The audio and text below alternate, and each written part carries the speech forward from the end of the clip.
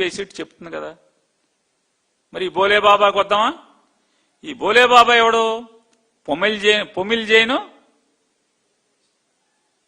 విపుల్ జైను. ఈ పొమిల్ జైను విపుల్ జైన్ ఎవరు? బోలే బాబా ఓనర్లు. ఈ వైష్ణవి ఓనర్లు ఎవరు? పొమిల్ జైను విపుల్ జైను. బోలే బాబా ఉత్తరాఖండ్ బోలే బాబా ఆరోగానిక్ కి ఆళ్లే ఓనర్లు, వైష్ణవికి ఆళ్లే ఓనర్లు. వైష్ణవికి బాబా ఎవడు? వైష్ణవి పార్ట్నర్ ఎవడు? చూస్తారా? ఇవాళ దొంగ ఒకడు దొంగ అని మాట్లాడుతున్నాడు అసెంబ్లీలో. ఆ ఫోటో వేయండి ఒకసారి. మొత్తం వైష్ణవి డైరీ ఫోటోలన్నీ వేయండి ఒకసారి. వైష్ణవి డైరీ ఫోటోలు స్లోగా కంగారు ఎందుకే? పవన్ కళ్యాణ్ లాగా నీకు కంగారు లాగా ఉంది. కంగారుగా మెట్లు కడిగేసినట్టు నువ్వు కూడా కంగారుకి వెళ్తావు. ఇది వైష్ణవి డైరీ వెబ్సైట్ లో ఉన్నటువంటి ఫోటోలు. నెక్స్ట్ ఫోటోకి వెళ్ళండి ఒకసారి చూడండి. మొత్తం వైష్ణవి డైరీలో ఉన్నటువంటి ట్యాంకర్ల ఫోటోలు, ట్యాంకర్ల నంబర్లు. నెక్స్ట్ ఫోటోకి వెళ్ళండి. వైష్ణవి డైరీలో ఉన్నటువంటి లోపల ఎక్కడిది ఇది? పునబాక ఉంది చూడండి.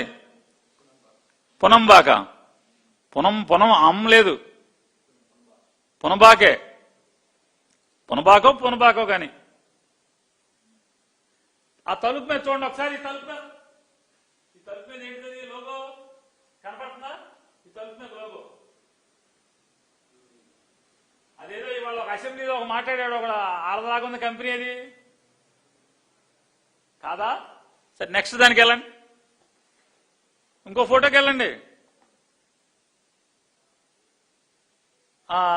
అద్దుకు అది చూడండి ఒకసారి. వైష్ణవి డైరీలో సరుకు ఎక్కిస్తుంది లోపలికి. వైష్ణవి డైరీ నుంచి సరుకు ఎక్కించుకుంటున్నారు. ఎవరిదది? ఎవడా బాబాయ్ గాడు? ఇవాళ అసెంబ్లీలో పెద్ద రంకిలేశాడు. జూమ్ చేయటానికి లేదా మన దగ్గర?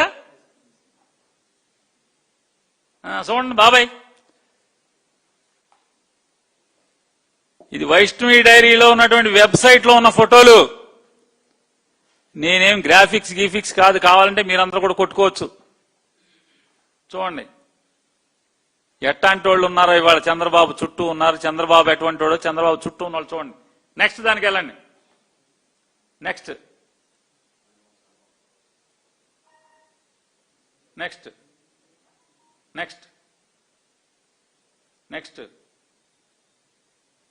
తలుపులు ఉన్నాయి కదండి,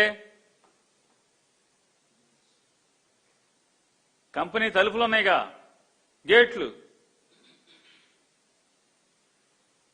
ఎత్తేసారు. ఆ ఫోటో కూడా మీరు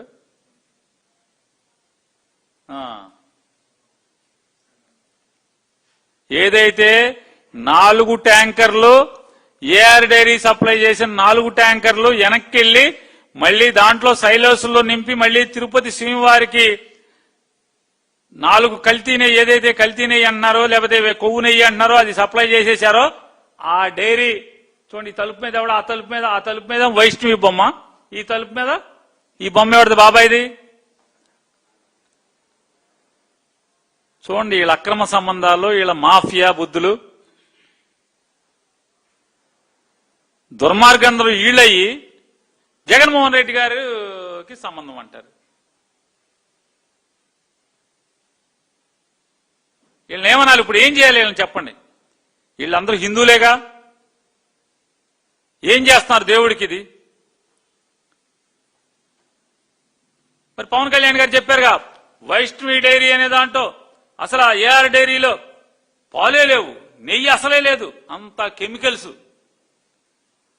పవన్ కళ్యాణ్ గారు, నారా చంద్రబాబు నాయుడు గారు చెప్పారు, యాసిడ్లు అంటే లెట్రిన్లు కడిగేటువంటి ఆ యాసిడ్ తో కలిపేశారన్నారు.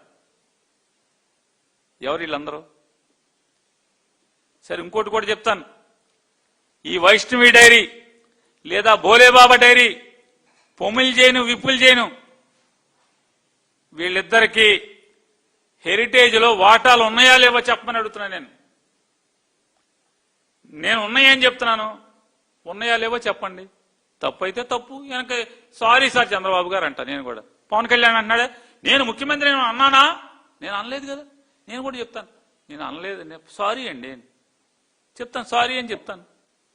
ఈ పొమిల్ జైన్, విపుల్ జైన్, బోలేబాబా డైరీ, బోలేబాబా ఆర్గానిక్, అలాగే వైష్ణవి డైరీ, ఈ రెండిటి యొక్క యాజమాన్యం పొమిల్ జైన్, విపుల్ జైన్, వాళ్ళకి హెరిటేజ్ లో ఇన్వెస్ట్మెంట్స్ ఉన్నాయా లేవా చెప్పే ధైర్యం ఉందా మీకు? లేదా లేదా సరే, భగవంతుడు ఉన్నాడు, పర్లేదు, కలియుగ దైవం ఉన్నాడు కదా. ఇక ఏఆర్ డైరీస్, ఏఆర్ డైరీ గురించి కూడా చాలా మాట్లాడారు. ఏమని? బోలేబాబా అని సిఎఫ్టిఆర్ఐ అంటే మైసూరు సంబంధించినటువంటి సిఎఫ్టిఆర్ఐ రిపోర్ట్ ఒకటి వచ్చింది. ఆ రిపోర్ట్లో బోలేబాబా తప్పు వచ్చింది కాబట్టి దాన్ని పక్కన పెట్టేసేసి వెంటనే చంద్రబాబు నాయుడు గారు మాట్లాడేది అసెంబ్లీలో, ఏఆర్ డైరీని, వైష్ణవి డైరీని పిలుచుకుని మ్యాచ్ ఫిక్సింగ్ చేసి మాల్గంగాని వీళ్ళందరితో సప్లై చేశారు అని మాట్లాడారు. నేను అడుగుతున్నా, ఏఆర్ డైరీ అనేది జగన్ గారికి దగ్గర, చంద్రబాబు నాయుడు గారికి దగ్గర, ఎవరికి దగ్గర? చంద్రబాబు నాయుడు గారు మీకు నిజంగా అంతరాత్మ అనేది ఉంటే, మీరు శ్రీ వెంకటేశ్వర స్వామి కనుక మీరు నమ్మేవాళ్ళు అయితే, నిజంగా దేవుడి పట్ల మీకు అంత అపారమైన భక్తి ఉంటే, ఏఆర్ డైరీ ఓనర్ అయిన రాజు రాజశేఖర్ పరిచయం ఉన్నాడా లేడా? ఎప్పుడు కలిశారా, కలవలేదా? డిండిగల్లో హెరిటేజ్కి ఒక ఫ్యాక్టరీ ఉంది కదా, డిండిగల్లో హెరిటేజ్ కంపెనీకి ఒక ఫ్యాక్టరీ ఉంది కదా, పాల ఫ్యాక్టరీ. ఆ ఫ్యాక్టరీని కట్టించింది ఎవడో దగ్గరుండి?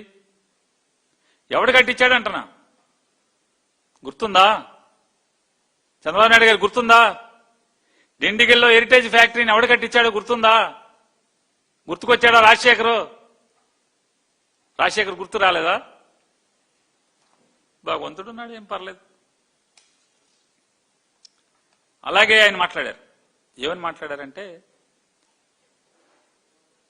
నిబంధనలన్నీ సడలించారు, నాణ్యతా ప్రమాణాలను తగ్గించారు అని నారా చంద్రబాబు నాయుడు గారు పెద్ద స్టేట్మెంట్ ఇచ్చారు అసెంబ్లీలో. నేను అడుగుతున్నాను, ఈ ఫైల్స్ ముందే డైరెక్ట్ గా మీరు రాసే దమ్ము ఉంటే, చూపించే సత్తా ఉంటే మీడియా మొత్తానికి చూపించండి. మొత్తం అసలు జగన్ గారి గవర్నమెంట్ లో నిబంధనలు సడలించారు అంటే ఎప్పుడు సడలించారు?